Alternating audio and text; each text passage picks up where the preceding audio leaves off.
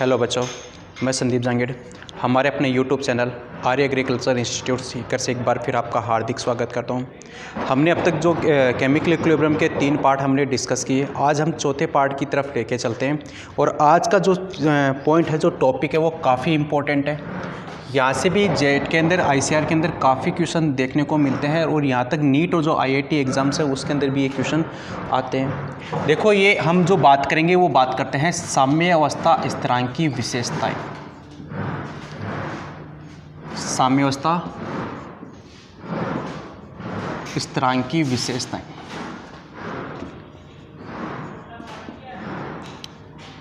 इस पे चर्चा करते हैं। देखो, आपको बड़े ध्यान से देखना है क्योंकि यहाँ से क्वेश्चन गलत होने के चांसेस काफ़ी ज़्यादा रहते हैं। और यदि आपने इसको अच्छे तरीके से देखा है, अच्छे तरीके से आपने नोट्स को प्रिपेयर किया है, आपने जो चीज़ मैंने बताई है उसको बढ़िया तरीके से, अच्छे ढंग के तरीके से आपने लिख लिया, तो आपके क्वेश्चन है वो सही होने के चांसेस क्या है, ज़्यादा से ज़्यादा रहेंगे। देखो, साम्य अवस्था स्थिरांक की हमने बात की थी, ठीक है। अब देखो, पहले तो हम बात करते हैं कि कैसे इसका साम्य स्थिरांक लिखते हैं, उसकी हम पहले चर्चा कर लेते हैं। जैसे सपोज करो कि हमारे पास में ये ए है, ये चेंज हो रहा है जैसे बी के अंदर, रिएक्टेंट एक चेंज किस में हो रहा है, बी के अंदर। इसको जैसे मैं यहाँ पे लिख दिया स्मॉल ए, यहाँ पे लिख दिया स्मॉल बी, ठीक है। ये क्या कहलाते हैं, इसके स्टोइकोमेट्रिक कोफिशिएंट कहलाएंगे, रस समीकरणमितीय गुणांक कहलाएंगे। अब देखो, इसको हम जब साम्य अवस्था स्थिरांक लिखते हैं तो हम कैसे लिखते हैं, मैं इसको के इक्विवेलेंट से लिख देता हूँ। इक्विवेलेंट का मतलब क्या है, साम्य अवस्था स्थिरांक को क्या, इसको हम कैसे लिखते हैं, तो हमने लास्ट क्लास के अंदर डिस्कस किया। हम लिखते हैं प्रोडक्ट, और प्रोडक्ट बाय हम क्या करते हैं, रिएक्टेंट करते हैं। क्या करते हैं, प्रोडक्ट बाय रिएक्टेंट करते हैं। फिर यहाँ पे हम क्या कर देते हैं, इसकी यहाँ पे इनके पावर में रूप में क्या लगा देते हैं, इनके कोफिशिएंट लगा देते हैं। क्या लगा देते हैं, कोफिशिएंट लगा देते हैं, स्टोइकोमेट्रिक कोफिशिएंट। तो ये तो क्या होगी, प्रोडक्ट के स्टोइकोमेट्रिक कोफिशिएंट। यहाँ पे क्या होगी, इसके पावर के अंदर रिएक्टिव जो अभिकारक है उसकी रस समीकरण मितीय गुणांक को क्या। अब देखो, यहाँ पे उत्पाद कौन है, बी, तो मैंने बी को लिख दिया यहाँ पे। अब देखो, इसका यहाँ पे गुणांक कौन है, स्मॉल बी, तो इसकी पावर कितनी आ गई, स्मॉल बी, ठीक है। फिर देखो, हमारे पास में कौन है, ए, रिएक्टेंट ए है, इसका गुणांक कौन है, स्मॉल ए, ये स्मॉल आ गया। तो ये क्या हो गया, इस रिएक्शन का क्या हो गया, साम्य अवस्था स्थिरांक। क्या गया, साम्य अवस्था स्थिरांक, ठीक है। जैसे कि आपको छोटा सा एग्जांपल और दे देता हूँ। सपोज करो, जैसे हमारे पास में रिएक्शन है H2 + Cl2, ये मिलकर बनाते हैं जैसे 2HCl। क्या बना रहे हैं, 2HCl बना रहे हैं। अब देखो, इसका कैसे लिखोगे साम्य अवस्था स्थिरांक, तो आप लिखोगे के इक्विवेलेंट। अब देखो, प्रोडक्ट यहाँ पे कौन है, HCl, तो ये HCl लिख दिए यहाँ पे। अब इसका गुणांक कितना है, 2, तो इसके पावर कितने आ गई, 2, ठीक है, बटे। अब देखो, अभिकारक कौन है, H2 है, दूसरा कौन है, Cl2, यहाँ पे H2 लिख दिया, ठीक है। अब देखो, इसकी यहाँ पे यदि कोई संख्या नहीं दे रखी, इसका मतलब वहाँ पे कितना है, 1, तो इसकी पावर कितनी आ गई, 1, ठीक है। यदि हम बात करें, दूसरा कौन है, Cl2, दूसरा कौन है, Cl2 है। अब इसकी भी पावर कितनी है, इसकी भी पावर आ गई 1, तो ये इसका क्या कहलाएगा, इस अभिक्रिया का साम्य अवस्था स्थिरांक। क्या कहलाएगा, साम्य अवस्था स्थिरांक, ठीक है। यहाँ तक शायद किसी को कोई दिक्कत नहीं है। आपको करना क्या है, प्रोडक्ट करना है, प्रोडक्ट बाय आपको क्या करना है, रिएक्टेंट करना, उत्पाद बटे अभिकारक करना है। उत्पाद की आपको पावर लिखना है, ठीक है। उसी के साथ साथ रिएक्टेंट की आपको क्या करना है, पावर लेके चलना है। पावर का मतलब क्या है कि यहाँ पे जो गुणांक है, जो स्टोइकोमेट्रिक कोफिशिएंट है, उसको हम किस में लिखते हैं, पावर के अंदर लिखेंगे। क्या लिखेंगे, पावर के अंदर। अब देखो, जो ये साम्य अवस्था स्थिरांक है, के इक्विवेलेंट है, इसको हम 2 तरह से लिख सकते हैं। एक तो हम लिख सकते हैं केसी के रूप में, किसके रूप में, केसी के रूप में। और दूसरा जो हम लिख सकते हैं, वो लिख सकते हैं केपी के रूप में। किसके रूप में लिखेंगे, केपी के रूप में लिखेंगे। देखो, केसी का मतलब क्या है, इसको तो हम जो लिखेंगे वो लिखेंगे सांद्रता पदों में। किस में लिखते हैं, सांद्रता पदों में, इन टर्म्स ऑफ कंसंट्रेशन। किसकी बात करें, इन टर्म्स ऑफ कंसंट्रेशन। यदि आपको कंसंट्रेशन के रूप में लिखते हैं तो हम उसका क्या लिखते हैं, केसी लिखेंगे। क्या लिखेंगे, केसी।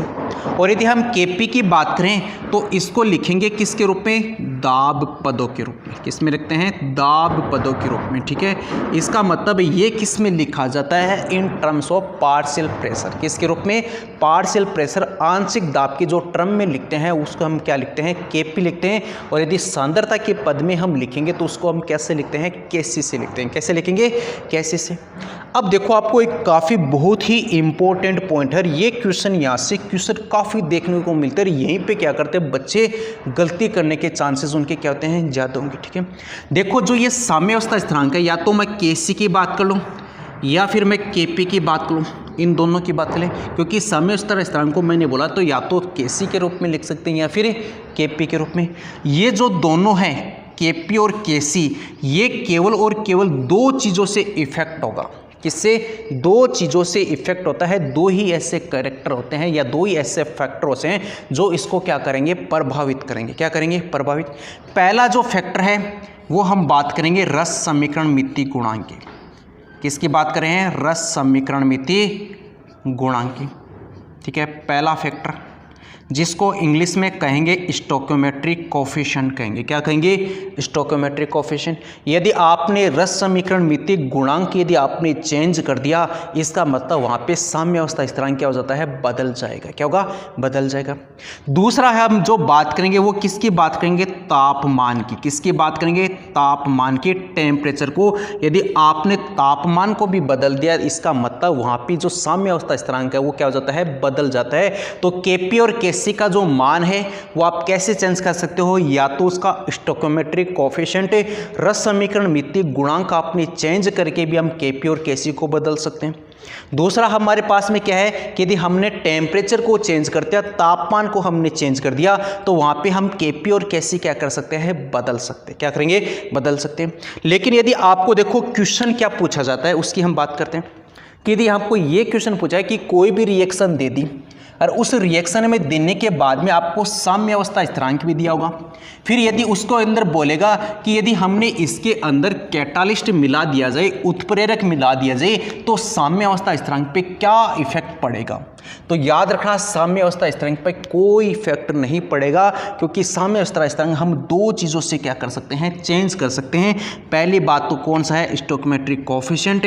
दूसरा हमारे पास में कौन सा है? टेम्परेचर। कौन सा है? टेम्परेचर। तो मैं यहाँ पे आपको नोट पॉइंट लगा देता हूँ और ये नोट पॉइंट काफ़ी बेहद ही इंपॉर्टेंट है, ठीक है।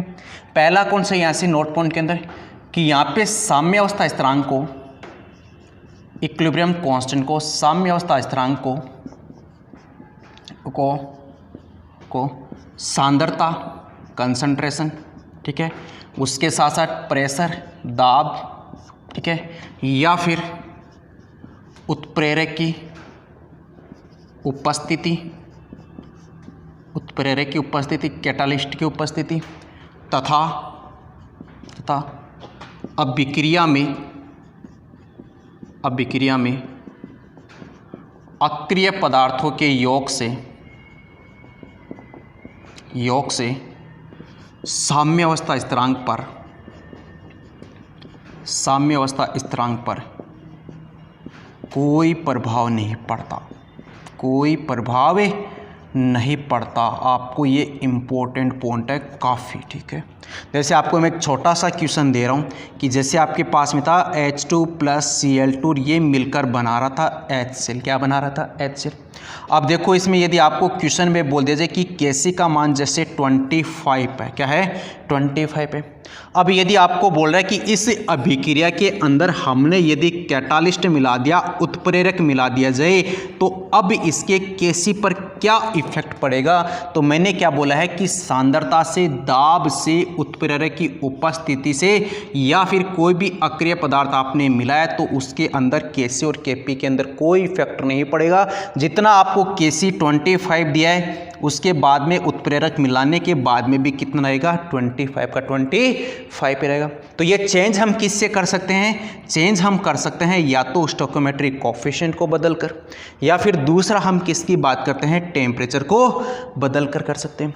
अब इसको हम 1 बाय 1 क्या करेंगे? डिस्कस करेंगे। पहले हम जो बात करेंगे वो बात किसकी कर रहे हैं? स्टोइकोमेट्रिक कोफिशिएंट को बदलकर हम कैसे इसकी इक्विलिब्रियम कांस्टेंट को क्या कर सकते हैं? चेंज कर सकते हैं। तो हम पहले जो बात कर रहे हैं वो कौन सा है, रस समीकरण मिति गुणांक को हम बदल कर क्या कर रहे हैं, साम्य अवस्था स्थिरांक को क्या कर रहे हैं, बदल रहे हैं।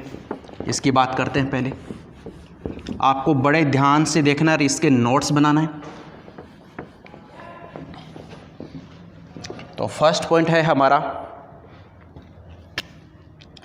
ए लिख देता हूं यहां पे, रस समीकरण मिति से किसकी बात करें, रस समीकरण मिति, स्टोइकोमेट्रिक कोफिशिएंट मिति, गुणांक को बदलकर। और ये स्टोइकोमेट्रिक कोफिशिएंट के बारे में मैंने मोल कॉन्सेप्ट के अंदर काफ़ी अच्छे तरीके से बताया है। यदि आपको यहाँ पे डाउट्स हो, यदि कहाँ पे समझ में नहीं आई, तो आपको मोल कॉन्सेप्ट में जाना है। मोल कॉन्सेप्ट में जाने के बाद में जो स्टोइकोमेट्रिक कोफिशिएंट का जो वीडियो है वो आपको देखना है, क्या होता है स्टोइकोमेट्रिक कोफिशिएंट, तो मोल कॉन्सेप्ट के अंदर अच्छे से समझा है। अब देखो, जैसे हम बात करेंगे कि आपने स्टोइकोमेट्रिक कोफिशिएंट चेंज करके कैसे आप उसकी इक्विलिब्रियम कांस्टेंट को आप क्या कर सकते हो, चेंज कर सकते हो। देखो सपोज करो हमारे पास में ये रिएक्शन है H2 प्लस Cl2, ये बना रहा है HCl, एक तो ऐसे, ठीक है। इसी को मैं एक ऐसे भी लिख सकता हूँ कि H2 प्लस Cl2 और ये बना रहे हैं 2HCl, क्या बना रहे हैं, 2HCl, ठीक है। देखो आपको बैलेंस करना है। बैलेंस करने का मतलब क्या है, इधर देखो हाइड्रोजन कितने हैं, 2, इधर कितना है, 1, तो यहाँ पे मैं हाफ लगा दूँ, ठीक है। फिर देखो यहाँ पे क्लोरीन 2 है, यहाँ पे क्लोरीन 1 है, तो इसको भी मैंने हाफ कर दिया, ठीक है। इसका मतलब यहाँ पे भी हाइड्रोजन कितना हो गया, 1, यहाँ पे क्लोरीन कितना हो गया, 1, और राइट साइड में हाइड्रोजन कितना है, 1, और क्लोरीन भी कितना है, 1। तो मतलब एक तरीके से हम ऐसे बैलेंस कर सकते हैं। तो इसका कोफिशिएंट कितना है, इसका हाफ, इस क्लोरीन का भी कितना है, हाफ, और HCl की कंडीशन में कितना है, 1, कितना है, 1। यहाँ पे देखो इसमें कोफिशिएंट कितना है, 1, क्योंकि यहाँ पे 1, यहाँ पे क्लोरीन के भी 1, और ये मिलकर कितना बना रहे हैं, 2 बना रहे हैं, क्या बना रहे हैं, 2 HCl बना रहे हैं। अब देखो इसको कैसे लिखेंगे, तो सपोज करो मैं यहाँ पे Kc की बात कर लेता हूँ। किसकी बात करूँ, पहले Kc की बात करेंगे, और आगे आने वाले वीडियो के अंदर हम Kp को भी कैसे लिखते हैं उसके बारे में हम चर्चा करेंगे। तो हम बात करें पहले किसके अंदर, जो इक्विलिब्रियम कांस्टेंट है वो किसके टर्म्स में लेके चल रहे हैं, हम कॉन्सेंट्रेशन के टर्म्स के अंदर। अब देखो इसको कैसे लिखते हैं, प्रोडक्ट हमारे पास में कौन है, HCl, इसका कोफिशिएंट कितना आएगा, 1, ठीक है। फिर देखो नीचे कौन है, यहाँ पे रिएक्टेंट, रिएक्टेंट में कौन आएगा, H2, और इसका कोफिशिएंट कितना है हमारे पास में, हाफ, ठीक है। फिर देखो हमारे पास में कौन है, रिएक्टेंट के रूप में Cl2, और इसका कोफिशिएंट भी कितना है, हाफ हो गया, कितना है, हाफ हो गया, ठीक है। तो यहाँ पे देखो इसके अंदर Kc, अब इसकी रिएक्शन की हम बात करें, इसका भी क्या लिखेंगे, Kc, कैसे, HCl प्रोडक्ट, अब इसका कोफिशिएंट कितना है, 2, तो इसकी पावर कितनी आ गई, 2।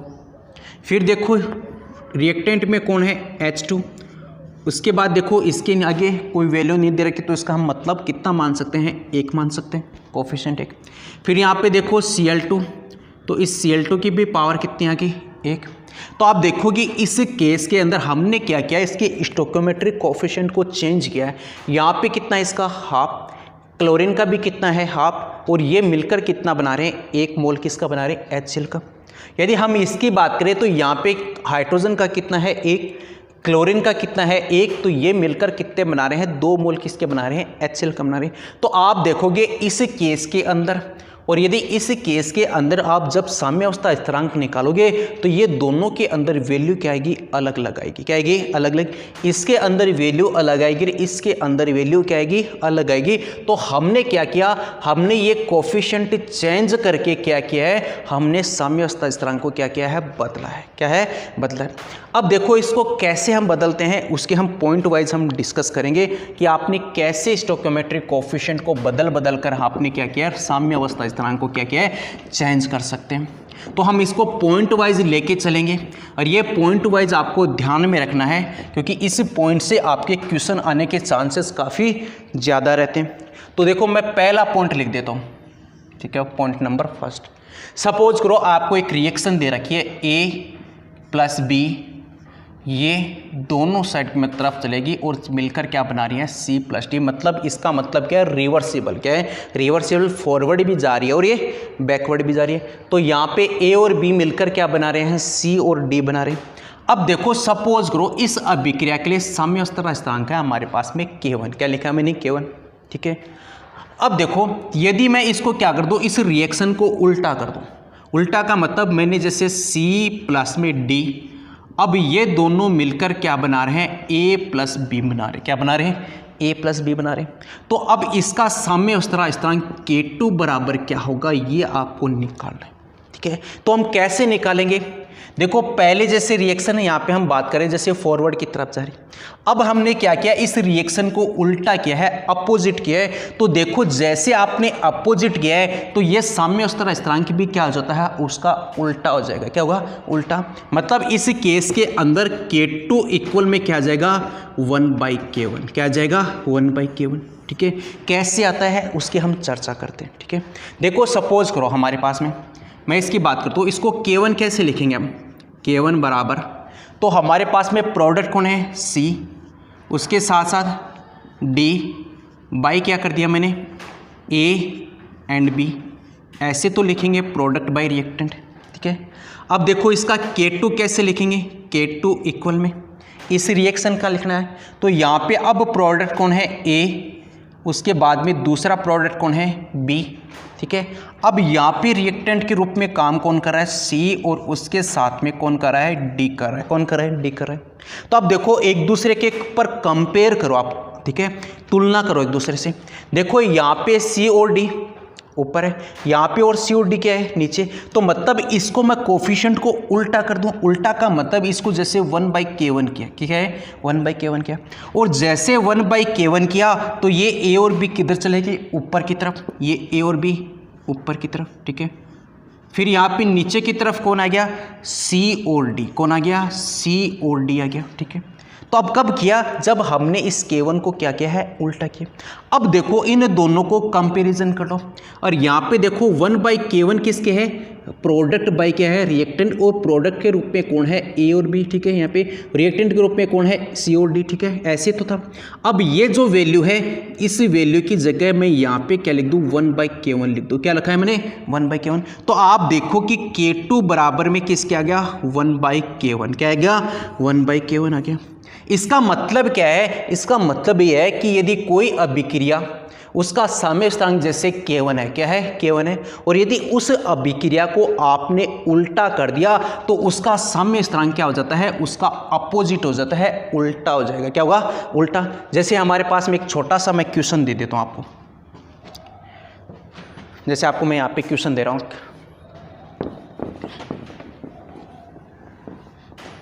सपोज करो जैसे N2 प्लस में 3H2 ये मिलकर बना रहे हैं 2NH3, क्या बना रहे हैं, 2NH3 बना रहे हैं। अब देखो इसका सपोज करो, इसका K1 का वैल्यू जैसे आपको दिया है 100, कितना दे रखा है, 100 दे रखा है इस अभिक्रिया के लिए।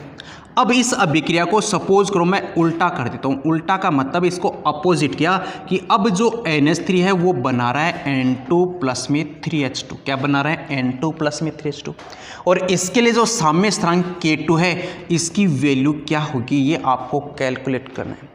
तो आप कैसे कैलकुलेट करोगे, तो मैंने क्या बोला था कि जो ये N2 प्लस 3H2 मिलकर बना रहा था 2NH3, वहाँ पे साम्य स्थिरांक कितना है, 100 है। लेकिन इस अभिक्रिया को हमने क्या किया है, उल्टा किया है, अपोजिट किया है, और जैसे अपोजिट करेंगे तो इसका साम्य स्थिरांक भी क्या हो जाता है, उसका उल्टा हो गया। तो ये कितना आ गया, 1/K1, कितना आ गया, 1/K1, और ये इक्वल में किसके है, K2 के, किसके है, K2 के इक्वल में। तो अब 1/K1 की वैल्यू कितनी है आपके पास में, K1 की है 100, तो यहाँ पे पुट कर दो K2 बराबर में क्या गया, 1/100, ठीक है। तो ये वैल्यू किसकी आ गई, K2 की वैल्यू आ गई इस रिएक्शन के लिए। तो ऐसे आप क्या कर सकते हो, आपने जैसे किसी भी रिएक्शन को आपने क्या किया, उल्टा किया, तो साम्य स्थिरांक क्या हो जाता है, उसका उल्टा हो जाता है। ये हमारा पॉइंट नंबर 1 हो गया। अब हम चलते हैं पॉइंट नंबर 2 की तरफ। Point number 2,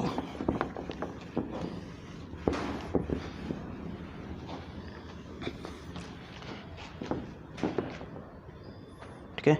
point number 2, suppose करो कि जैसे ये A है और ये मिलकर बना रहा है B, क्या बना रहा है, B बना रहा है, और इस अभिक्रिया के लिए साम्य स्थिरांक है जैसे K1, क्या है, K1 दे रखे। अब देखो इसी टाइप से यदि कोई दूसरी रिएक्शन है कि C है और ये बना रहा है क्या, D बना रहा है, और इसके लिए साम्य स्थिरांक आपको दे रखा है K2। क्या दे रखा है, K2। तो हमको यदि पूछा जाए कि A प्लस में C ये दोनों मिलकर बना रहे हैं B प्लस में D, क्या बना रहे हैं, B प्लस में D, तो इसका साम्य स्थिरांक K3 बराबर क्या होगा। ठीक है, यही तो है। ठीक है, तो आपको करना क्या है कि जब ऐसी केस में आएगी, ठीक है, तो हम इसको डिटेल में, जो K3 की वैल्यू आएगी वो K3 की वैल्यू क्या आएगी, इन दोनों रिएक्शन का क्या आएगा, प्रोडक्ट आएगा। क्या आएगा, प्रोडक्ट आएगा।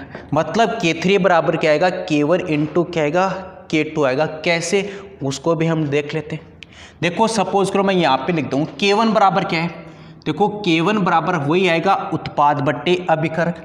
उत्पाद यहाँ पे कौन है, B, और अभिकारक हमारे पास में कौन है, A, यही तो है। तो ये तो हमने लिख दिया K1, क्या लिखा है, K1। फिर देखो इसका K2 लिख दो।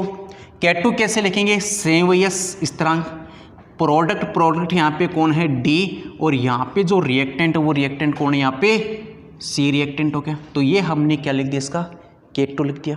अब हमको K3 लिखना है, तो हम K3 कैसे लिखेंगे, वही बात, यहाँ पे उत्पाद के रूप में कौन है, B, और उसके साथ में उत्पाद के रूप में कौन है, D। फिर यहाँ पे देखो अभिकारक के रूप में कौन है, A, और उसके साथ साथ अभिकारक के रूप में कौन है, C। अब देखो इस रिएक्शन को हम कंपेयर कर लेते हैं, K3 बराबर लिख देते हैं किसके साथ में, एक रिएक्शन और दूसरी रिएक्शन, इन दोनों की कंपैरिजन कर लेते हैं। देखो K1 बराबर हमारे पास में क्या था, B/A, क्या लिखा है, B/A, product by reactant. Product यहाँ पे कौन था, B, और रिएक्टेंट यहाँ पे कौन है, A।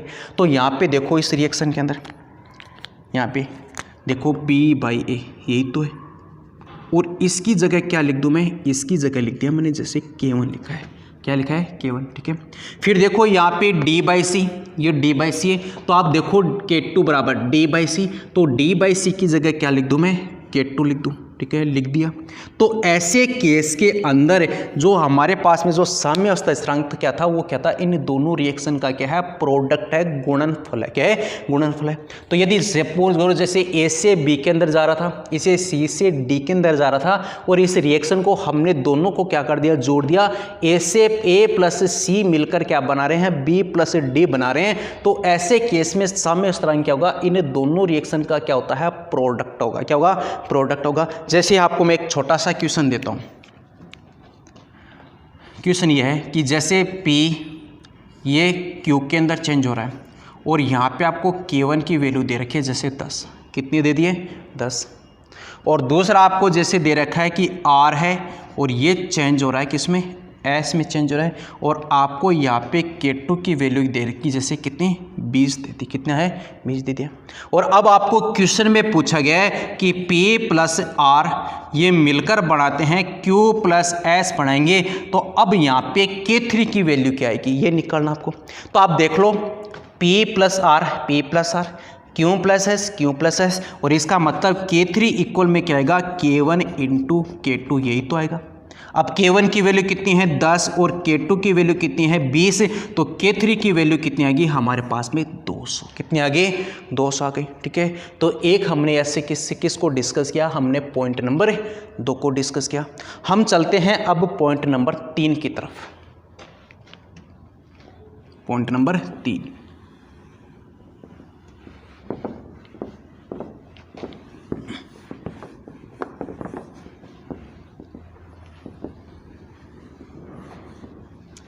अब पॉइंट नंबर 3 क्या है वो और देख लेते हैं। सपोज करो जैसे A ये मिलकर बना रहा है B, इसके लिए स्थिरांक है हमारे पास में K1, क्या है, K1। इसी टाइप से अब हम कर देते हैं C, और ये मिलकर C और ये क्या बना रहा है, D बना रहा है, ये स्थिरांक हो गया हमारे पास में K2, क्या हो गया, K2।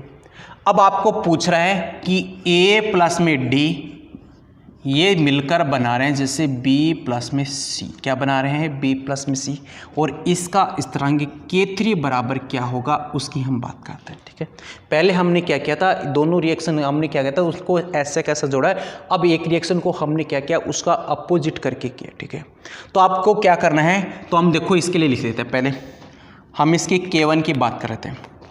K1 बराबर क्या आएगा, तो प्रोडक्ट हमारे पास में कौन है, B, और रिएक्टेंट हमारे पास में कौन है, ए, यही तो है B/A, ठीक है। K2 बराबर हमारे पास में क्या आएगा, तो K2 बराबर में प्रोडक्ट हमारे पास में कौन है, D, और रिएक्टेंट हमारे पास में यहाँ पे कौन है, C, ये बराबर किसके आएगा, K2 के। फिर देखो इस अभिक्रिया के लिए हम K3 लिख लेते हैं, कैसे लिखेंगे, वही हमारे पास में प्रोडक्ट में B और हमारे पास में C, और इसके साथ रिएक्टेंट में कौन है, A और D, ये हमने क्या लिख दिया, इसका K3 लिख दिया। क्या लिखा है, K3 लिखा है। अब देखो इन दोनों के बीच में हम कंपैरिजन कर लेते हैं। कंपैरिजन देखो B/A इक्वल में किसके है, K1 के, तो इसकी जगह तो मैं क्या लिख दूँ, K1 लिखा है। क्या लिखा है, K1 लिखा है, ठीक है। फिर यहाँ पे देखो C/D क्या है, C/D, तो यहाँ पे देखो इसको उल्टा कर दूँ, 1/K2 कर दूँ, और 1/K2 क्या, तो C/D बना, यही तो है, ठीक है। अब C/D की जगह क्या लिख दूँ मैं, 1/K2 लिखा, और जैसे 1/K2 लिखा तो अब हमारे पास में क्या गया, K3 है, वो क्या आ रहा है, वो आ रहा है हमारे पास में K1 × 1/K2, जिसको हम लिख सकते हैं K1/K2, ऐसे लिख सकते हैं। अब देखो इस पे क्वेश्चन देखते हैं कैसे, ठीक है, क्वेश्चन किस टाइप से आता है। सपोज करो कि जैसे ये P है, ये चेंज हो रहा है Q के अंदर, और यहाँ पे आपको K1 की वैल्यू दे रखी है, जैसे कितनी, 10 दे रखी है। इसी टाइप से यदि आपको बोल दिया जाए कि R है, ये R जो चेंज हो रहा है किसमें, S के अंदर चेंज हो रहा है, और इसकी K2 की वैल्यू दे रखी है, जैसे आपको 5, कितनी दे रखी है, 5।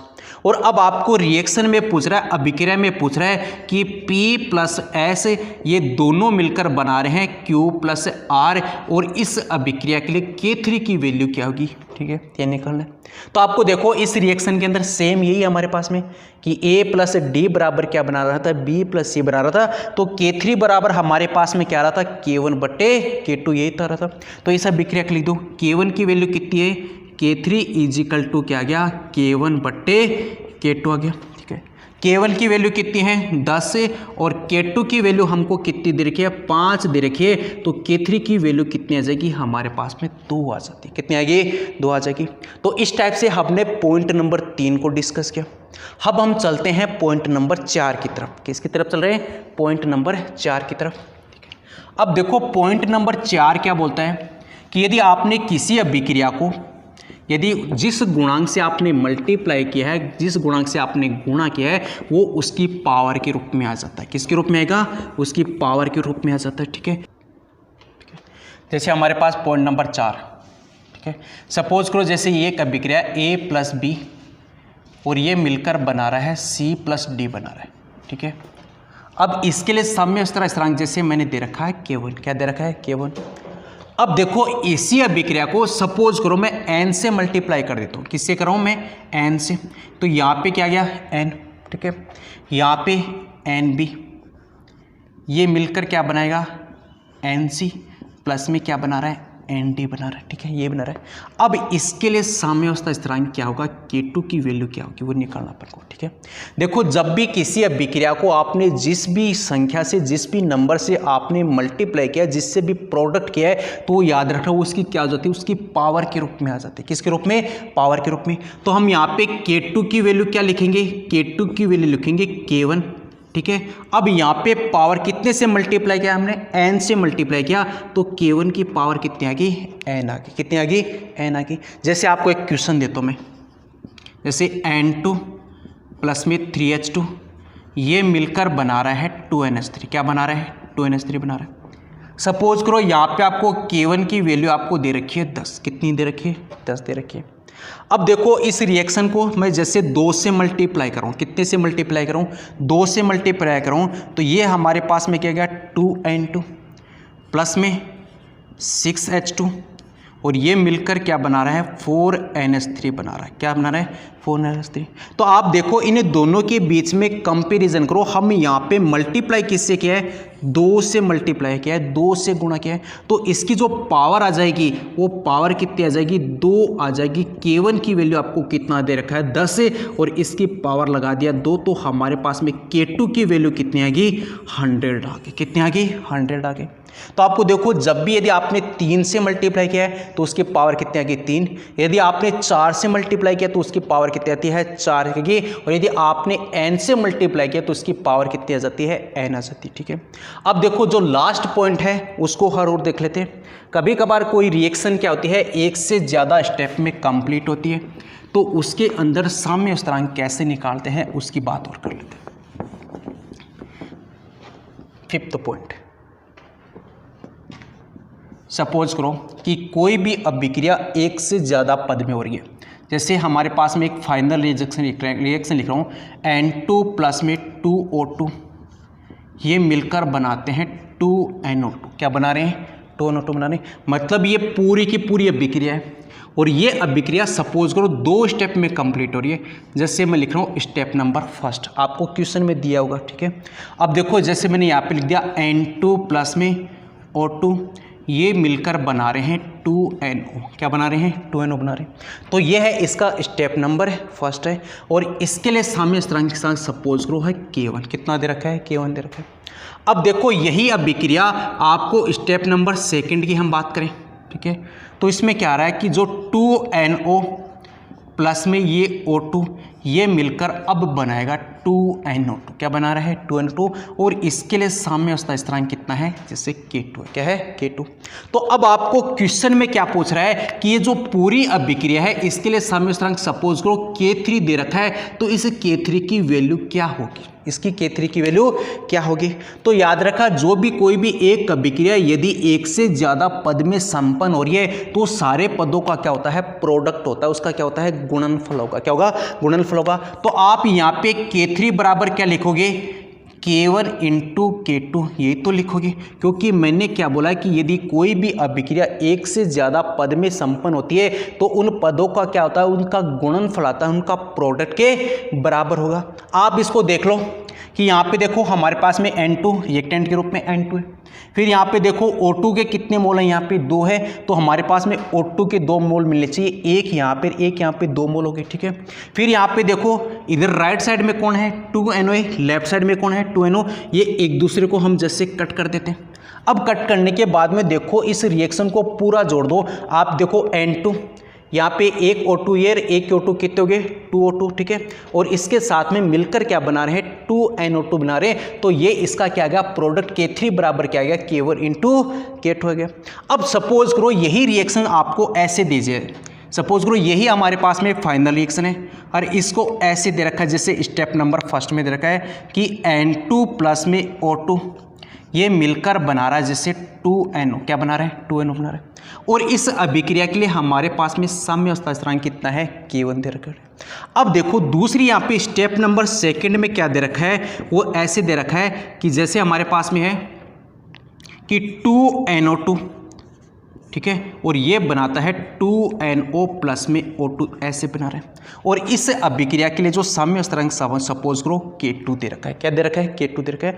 अब आपको यही अभिक्रिया 2 स्टेप में कंप्लीट हो रही है, लेकिन आपको इस अभिक्रिया के लिए पूछा जाए कि K3 का मान कैसे होगा।